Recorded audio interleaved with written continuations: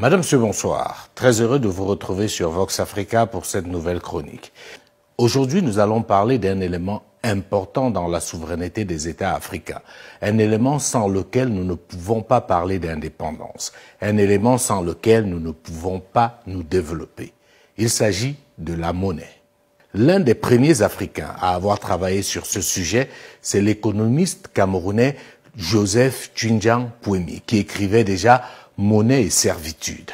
Dans cet ouvrage, il démontrait clairement qu'il est impossible pour un État, quel qu'il soit, de se développer avec une monnaie coloniale. Parce que cette monnaie-là ne profitera qu'à la personne qui la contrôle, à la personne qui l'émet.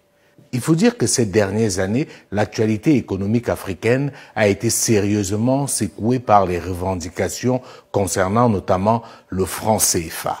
Plusieurs acteurs, activistes, professeurs d'université se sont prononcés de manière véhémente pour demander que cette monnaie soit tout simplement abandonnée par les États africains qui l'utilisent.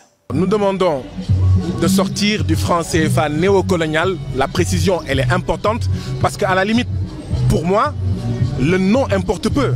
Qu'on ait une monnaie qui s'appelle le franc CFA, pour moi, ça importe peu.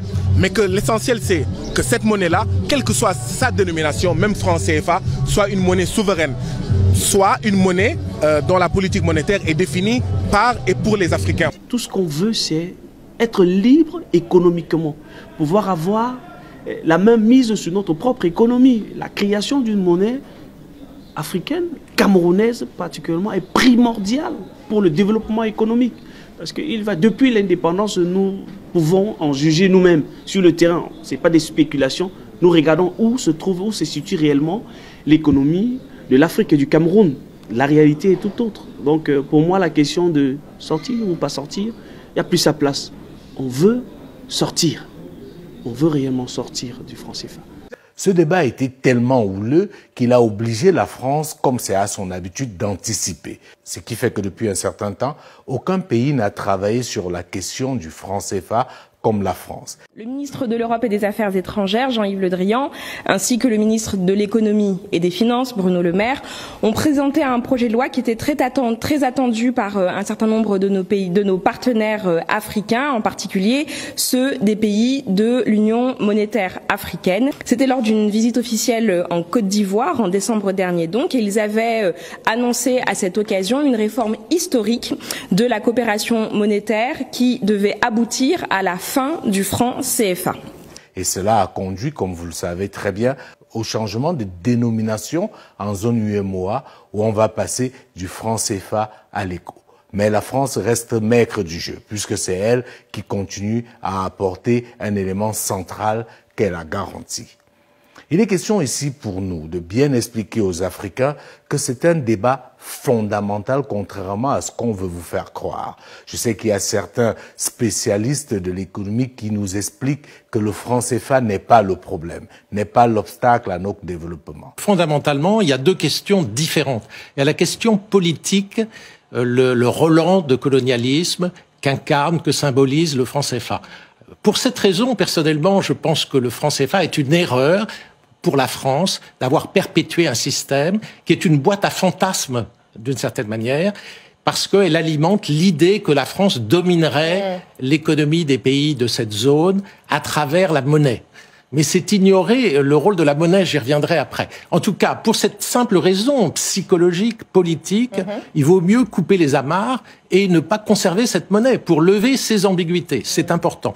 Maintenant, sur le plan économique, il se trouve que ces pays qui sont dans la zone franc ont en moyenne une meilleure croissance économique que les pays qui sont hors zone franc. Alors pourquoi ? En fait, la monnaie n'est pas déterminante dans la croissance économique. Parce que la croissance économique, elle ne dépend pas seulement de la politique monétaire. Il faut qu'une monnaie soit stable. Donc c'est une condition nécessaire, mais pas suffisante.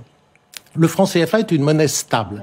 Il se trouve, donc par exemple, ça garantit une certaine stabilité pour les pays qui l'utilisent. Il n'y a pas d'inflation. Ça remplit les trois rôles d'une monnaie, n'est-ce pas, qui est de compter, de payer et de garder des réserves pour l'avenir, des réserves en valeur. Ça marche avec le franc CFA.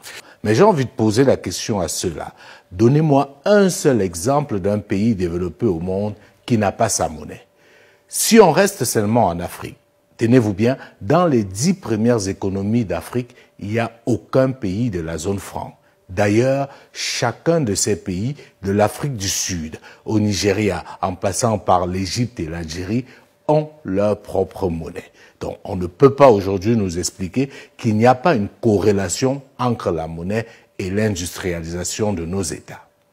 On a également longtemps brandi le chantage à la sortie du franc CFA qui constituerait une véritable catastrophe. J'ai envie de dire, n'ayons pas la mémoire courte. Il y a des pays qui sont sortis de la zone franc et qui ne sont pas pires que ceux qui sont restés. La Mauritanie est un exemple dans ce cas de figure. Vous avez des pays comme le Mali qui sont sortis de la zone franc avant d'y revenir. Vous avez aujourd'hui des pays comme la République de Guinée qui ont leur propre monnaie. Et même si ce n'est pas des modèles d'industrialisation et de développement, on voit bien qu'il est possible d'avoir sa propre monnaie sans périr. Donc il faudra arrêter avec ce chantage du franc CFA qui serait garant de stabilité, alors que tous les experts de la monnaie vous disent une monnaie doit être fluctuante.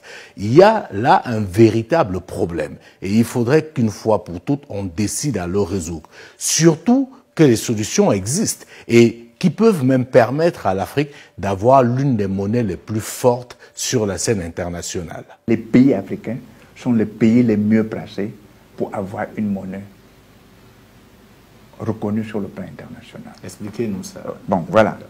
D'abord, il faut reconnaître qu'au début, la monnaie était essentiellement basée sur l'or. La monnaie papier n'est revenue que plus tard. Et c'est parce que les économistes, les politiques ont décidé, c'était d'abord les Américains, aussi parce que De Gaulle leur a dit, si vous vous amusez, je vais vous demander de l'or en remplacement des dollars que j'ai dans mes caisses. Et le chef d'État américain a dit, ok, désormais, ce n'est plus posé sur le dollar, ça sera seulement le papier. Oh, qu'est-ce qui se passe? Presque 90% des pays africains ont de l'or. Ils ont des diamants. Ça veut dire quoi? Ça veut dire qu'au lieu d'aller à la fiction économique qu'on a aujourd'hui pour remplacer la monnaie, ils peuvent stocker de l'or dans leur banque centrale et créer de la monnaie basée sur ça, et tout le monde va courir. Mieux, ils ont même des diamants.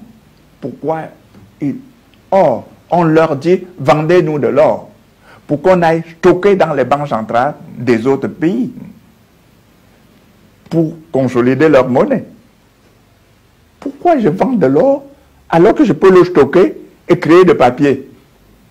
Pour dire, si vous voulez, vous remplacez ce papier par l'or qui est dans mes...